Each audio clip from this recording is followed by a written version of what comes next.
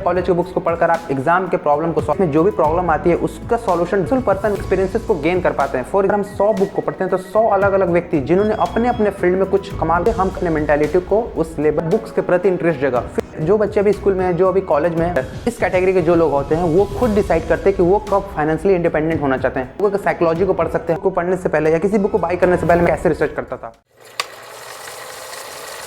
Hello everyone, आज इस video में डिस्कस करेंगे कैसे आप बुक रीडिंग के हैबिट को डेवलप कर सकते हो। साथ ही साथ हम ये भी देखेंगे कैसे हम जान सकते हैं कि ये बुक हमारे लिए सही है या नहीं। हम कैसे किसी बुक को खरीदने से पहले उसका एनालिसिस कर सकते हैं कि ये बुक हमें परचेस करनी चाहिए कि नहीं। ये वीडियो उनके लिए बेस्ट साबित हो सकता है जो अपने बुक रीडिंग के जर्नी को स्टार्ट करना चाहते हो, क्योंकि इस वीडियो के अंत तक मैं कुछ बुक्स को रिकमेंड करूंगा जो हर एक व्यक्ति को अपने जीवन में पढ़नी चाहिए। और अगर आप इस जर्नी को स्टार्ट करना चाहते हो तो ये आपके लिए बेस्ट ऑप्शन हो सकता है।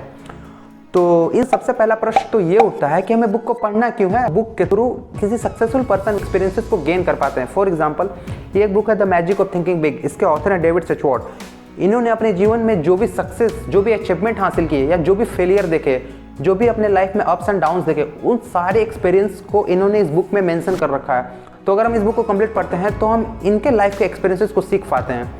तो आप इमेजिन करो कि अगर ऐसे करते करते अगर हम 100 बुक को पढ़ते हैं तो 100 अलग अलग व्यक्ति जिन्होंने अपने अपने फील्ड में कुछ कमाल कर रखा है, हम उनके जीवन के एक्सपीरियंसेस को जान पाते हैं, हम उनके स्टेप्स को फॉलो कर पाते हैं, हम उनके मिस्टेक्स को जान पाते हैं कि उन्होंने अपने जीवन में क्या क्या गलतियाँ की। तो इसलिए फ़ायदे होते हैं हमें बुक को पढ़ने से। जैसे बुक पढ़ना शुरू करोगे तो बुक पढ़ने के पहले आपकी जो थिंकिंग होगी और बुक पढ़ने के बाद जो आपकी थिंकिंग होगी उसमें काफ़ी ज़्यादा डिफरेंस होता है। लेकिन हो सकता है कि ये थिंकिंग, ये मेंटालिटी कुछ समय के लिए रहे। तो हम इसे क्या कर सकते हैं, तो हम बुक रीडिंग को अपने हैबिट बना सकते हैं। हम डेली, हो सकता है हम अपना टाइम निकाल सकते हैं, 15 मिनट, 20 मिनट, जो 25 मिनट, अपनी सुविधा के अनुसार हम अपना टाइम निकाल सकते हैं और डेली कुछ समय बुक रीडिंग में बिता सकते हैं, जिससे हम अपने मेंटालिटी को उस लेवल पे मेंटेन कर पाएँ। हो सकता है कि स्कूल या कॉलेज की बुक्स को पढ़कर आप एग्जाम के प्रॉब्लम को सॉल्व कर पाएँ, लेकिन रियल लाइफ में जो भी प्रॉब्लम आती है उसका सॉल्यूशन ढूंढने के लिए हमें बुक्स ही हेल्प करता है। अब बात करते हैं कि मैंने कैसे स्टार्ट किया। तो जैसे क्या हुआ कि मैं काफ़ी लोगों से सुनता था कि हमें भगवत गीता पढ़ना चाहिए, हर एक व्यक्ति को अपने लाइफ में भगवत गीता पढ़ना चाहिए। तो मुझे कि अगर मुझे बुक रीडिंग स्टार्ट ही करनी है तो क्यों ना भगवत गीता से शुरू करूँ। तो मैंने सबसे पहला इस बुक को ऑर्डर किया, श्रीमद् भगवत गीता यथारूप। इस बुक को मैंने पूरा पढ़ा, लेकिन आप यकीन मानो मुझे 15 से 20% ही समझ में आई। फिर मैं क्या किया कि कुछ टाइम के बाद मैं वापस से दूसरा बुक ऑर्डर किया जिसका नाम है रिच डैड पुअर डैड। मैं इस बुक के थ्रू मेरा बुक्स के प्रति इंटरेस्ट जगा। फिर मैं इसके बाद ऑर्डर किया जो कि दूसरा बुक था, जो कि था थिंक एंड ग्रो रिच। फिर मैं इसे पढ़ा, इससे मेरा और इंटरेस्ट जगा। तो ऐसे करते करते कुछ बुक्स को पढ़ने के बाद मैं जब वापस से भगवत गीता को पढ़ा तब मैं एक्चुअली में समझ पाया कि इसमें एक्चुअली में है क्या। तब मैं इस चीज़ को रेट कर पाया, इस चीज़ को अच्छे से समझ पाया। तो इससे क्या कंक्लूड होता है, इससे ये कंक्लूजन निकलता है कि हमें स्टार्टिंग में कॉम्प्लेक्स बुक को नहीं उठानी, हमें उस बुक को उठानी है जिस निश में हमारा इंटरेस्ट है। डिफरेंट निशेस के ऊपर बुक्स होते हैं। कई होते हैं फाइनेंस में जिसका इंटरेस्ट होता है, कई लोगों का स्टार्टअप बिजनेस में इंटरेस्ट होता है, कई लोगों का इंटरेस्ट सेल्फ इंप्रूवमेंट से होता है, कई लोगों का लीडरशिप में इंटरेस्ट होता है, कई लोगों का कम्युनिकेशन स्किल में इंटरेस्ट होता है। तो आपका इंटरेस्ट जिस निश में है आप सबसे पहले उस निश के बुक को पढ़ सकते हो, फिर कुछ टाइम के बाद आप दूसरे निश पे भी शिफ्ट कर सकते हो। तो अब बात करते हैं कि कौन कौन से बुक है जो मैं आपको रिकमेंड करना चाहता हूँ। सबसे पहला बुक है रिच डैड पुअर डैड, जिससे मैंने स्टार्ट की थी। हो सकता है कि आप में से काफ़ी जनता इस बुक को ऑलरेडी पढ़ चुके हों, तो इनके अलावा मैं इसका अल्टरनेटिव देना चाहूँगा जो कि है द साइकोलॉजी ऑफ मनी। फिर अगर आप में से ये भी पढ़ रखा हो तो अगला बुक है the millionaire fast lane. The millionaire fast lane जो बुक है मुझे काफ़ी पसंद आई थी, लेकिन ये बुक थोड़ा सा अंडररेटेड है as compare to this other books. जो बच्चे अभी स्कूल में हैं, जो अभी कॉलेज में हैं, वो इस बुक को पढ़ सकते हैं क्योंकि इस चीज़ से काफ़ी रिलेट कर पाएंगे। बेसिकली इसमें बताया गया कि टाइप्स ऑफ पर्सन होते हैं जो 3 types of way of earning को फॉलो करते हैं। कुछ होते हैं स्लो लर्नर्स होते हैं, कुछ होते हैं फास्ट लर्नर्स होते हैं, एक होते हैं साइड वॉकर। अगर हम स्लो लर्नर्स की बात करें तो वो पर्सन होता है जो ट्रेडिशनल वे ऑफ अर्निंग को फॉलो करता है। इसका मतलब यह है जो मैक्सिमम 99% जनता इससे फॉलो करती है। इसके अंदर ये होता है कि जैसे हमारा जन्म हुआ, फिर हम स्कूल गए, फिर कॉलेज गए, कॉलेज के बाद डिग्री मिली, डिग्री मिलने के बाद 24 से 25 की उम्र में हमारी जॉब लगी। अब जॉब लगने के बाद 50 या 60 की उम्र तक हम जॉब करते रहे, कुछ पैसा सेव किए, उसे एफडी कराए या फिर म्यूचुअल फंड कराए, और वो पैसा 50 या 60 की उम्र में कुछ ग्रो हो तब जाकर हम अमीर हों। ये इस चीज़ में बताया गया है। लेकिन एक दूसरा तरीका है द मिलियनेयर फास्ट लेन, जो कि मॉडर्न टाइम में काफ़ी ज़्यादा पॉपुलर है। इस कैटेगरी के जो लोग होते हैं वो खुद डिसाइड करते हैं कि वो कब फाइनेंशियली इंडिपेंडेंट होना चाहते हैं, कब फाइनेंशियली फ्री होना चाहते हैं। वो इस कैटेगरी अंदर जो लोग आते हैं वो टाइम को ज़्यादा तवज्जो देते हैं रैदर देन मनी को। तो सजेशन रहेगा कि आप इस बुक को जरूर पढ़ें।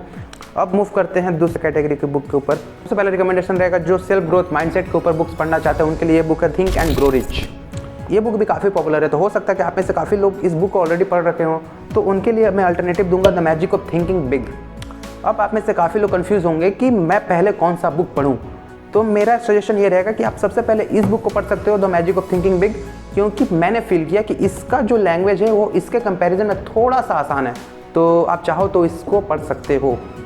अब मैं अगले बुक के ऊपर आता हूँ, जो कि है how to win friend and influence people by Dale Carnegie. काफ़ी अच्छी बुक है, जो चाहते हैं कि हम कम्युनिकेशन स्किल्स के ऊपर सीखें, कुछ हम लीडरशिप के ऊपर सीखें, हम कैसे लोगों के साइकोलॉजी को पढ़ सकते हैं, हम ये चीज़ सीखें, तो उनके लिए ये मोस्ट रिकमेंडेड बुक रहेगा। आप इस बुक को पढ़ सकते हो। इस बुक में आई थिंक टोटल 30 चैप्टर्स हैं। इस बुक की खासियत मुझे ये लगी कि हर एक चैप्टर का एक्सप्लेनेशन दिया हुआ है, फिर चैप्टर के बाद में उसका सारांश दिया हुआ है, उसको कुछ कोटेशन के फॉर्म में रखा हुआ है। तो अगर आप इस बुक को जल्द से जल्द खत्म करना चाहते हो तो आप सिर्फ चैप्टर का नाम पढ़ो और फिर लास्ट में जो कोटेशन या जो छोटा सा दिया हुआ है आप उसे पढ़ सकते हो। इससे भी आपको काफ़ी चीज़ सीखने को मिलेगा, आप काफ़ी चीज़ को समझ पाओगे। तो इस वीडियो में मैं सिर्फ कुछ बुक्स के नाम लिए हूँ। मैं चाहता हूँ कि आप इस बुक रीडिंग की जर्नी को स्टार्ट करो। एक बार इंटरेस्ट बन गया तो फिर आप खुद से रिसर्च करना शुरू कर दोगे। और आपके कन्वीनियंस के लिए मैंने सारे बुक का डिस्क्रिप्शन में लिंक दे रखा है, आप चाहें तो वहाँ से परचेस कर सकते हैं। मैंने डिस्क्रिप्शन में कुछ और बुक का लिंक दे रखा है, तो आप चाहो तो उसे भी बाई कर सकते हो। बट मेरे तरफ से सजेशन रहेगा कि सबसे पहले आप इन बुक को पढ़ो, फिर आप अगले किसी और बुक पर शिफ्ट कर सकते हैं। अब हम बात करने जा रहे हैं कि मैं कैसे रिसर्च करता था किसी बुक को पढ़ने से पहले या किसी बुक को बाई करने से पहले मैं कैसे रिसर्च करता था। तो एक ऐप आती है गीगल, मैं वहाँ पे ऑलमोस्ट सारे बुक का समरी दी हुई है। आप चाहो तो उस समरी को सुन सकते हो या फिर समरी को पढ़ सकते हो।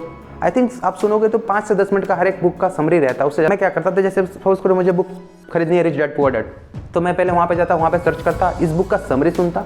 अगर मुझे समरी में इंटरेस्ट जगा तो फिर मैं उस बुक को ऑर्डर करता था, क्योंकि मैंने चाहता था कि मैं कुछ ऐसा बुक ऑर्डर कर लूँ जिसमें हमारा इंटरेस्ट ही ना है। जैसे कई बार बिगनर ये गलती करते हैं कि मार्केट में जाते हैं, कोई भी रैंडम बुक उठा कर ले आते हैं और उसे पढ़ना शुरू करते हैं। नतीजा ये होता है कि 10 पेज 15 पेज पढ़ने के बाद हमारा उसमें इंटरेस्ट नहीं रह जाता, क्योंकि हम उस चीज़ से कनेक्ट नहीं कर पाते, तो फिर हम बुक पढ़ने की हैबिट को डेवलप नहीं कर पाते। तो इसलिए हमें सबसे पहले एनालिसिस करना है कि हमें कुछ में हमारा इंटरेस्ट है, फिर हमें उस निश के अकॉर्डिंग हमें बुक को पढ़नी है। आज इस वीडियो को समाप्त करना चाहेंगे। अगर वीडियो पसंद आए तो लाइक करें, सब्सक्राइब करें एंड शेयर करें।